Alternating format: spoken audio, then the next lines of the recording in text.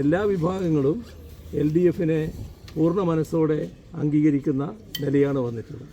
ഈ ദിലീപിനെ പോലും ന്യായീകരിക്കുന്ന നിലപാട് കഴിഞ്ഞ പോളിംഗ് ഡേയിൽ പോലും ഉണ്ടായിട്ടുണ്ട് UDF കൺവീനറുടെ ഭാഗത്തുനിന്ന്. ആരെ ന്യായീകരിക്കുന്നില്ല എന്നുള്ളതൊന്നുമല്ല പ്രശ്നം. അത് UDFിൻ്റേതായ നിലപാട് വ്യക്തമാക്കുന്നു എന്നാണ് കാണേണ്ടത്. ഇവിടെ പ്രശ്നം വരുന്നത് അതിജീവിതയുമായി ബന്ധപ്പെട്ട പ്രശ്നമാണ്. അതിജീവിതയുടെ ഒപ്പമാണ് നാടും സർക്കാരുമുള്ളത്. ആ നിലപാട് തന്നെ സർക്കാർ തുടരുകയാണ് ചെയ്യുക. രാഹുൽ മാങ്കൂട്ടത്തിനെതിരായിട്ടുള്ള രണ്ടാമത്തെ പരാതി CMന് നേരിട്ടാണ് കിട്ടിയിട്ടുള്ളത്. ആ പരാതി രാഷ്ട്രീയ പ്രേരിതം എന്നാണ് ഇപ്പോൾ KPC പ്രസിഡന്റ് പറയുന്നത്. രണ്ടാമത്തെ പരാതി KPCC അല്ലേ കൊടുത്തത്?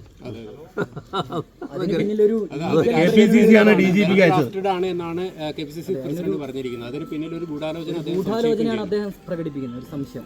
ഓഹോ, ഇന്ന് തെരഞ്ഞെടുപ്പ് ദിവസം അദ്ദേഹത്തിന്റെ പ്രസ്താവന ഏതാണ്?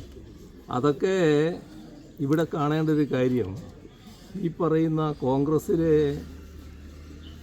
പരസ്യമായി പറയാൻ പറ്റുന്നൊരു കാര്യമല്ല, എങ്കിലും നിങ്ങൾ ചോദിച്ചുകൊണ്ട് പറയാതിരിക്കാനും പറ്റുന്നില്ല. ഈ പറയുന്ന സ്ത്രീലമ്പടന്മാർ എന്താണ് കാട്ടിക്കൂട്ടുന്നത്? നിങ്ങൾ വന്ന തെളിവുകളും ഇതിന് ഇരയായ ആളുകൾ പ്രകടിപ്പിച്ച ആശങ്കകളും പരിശോധിച്ചാൽ കാണാൻ കഴിയുന്നത് എന്താണ്? എന്തുകൊണ്ടാണ് അവർ തെളിവുമായിട്ട് മുന്നോട്ട് വരാൻ ഇതേവരെ തയ്യാറാകാതിരുന്നത്?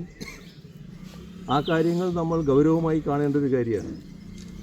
വെറും ഭീഷണിയല്ല, നിങ്ങളെ കൊന്നു തള്ളും എന്നതാണ് ആ ഓരോരുത്തരോടും ഉയർത്തിയിട്ടുള്ള ഭീഷണി. അതുകൊണ്ട് നിസ്സഹായിയായ ഓരോ യുവതിയും ഇതുമായി ബന്ധപ്പെട്ട യഥാർത്ഥ വസ്തുതകൾ പുറത്തു പറയുന്നതിന് ഭയപ്പെടുകയാണ്. തൻ്റെ ജീവൻ അപകടത്തിലാകുമെന്നാണ് കണക്കാക്കുന്നത്.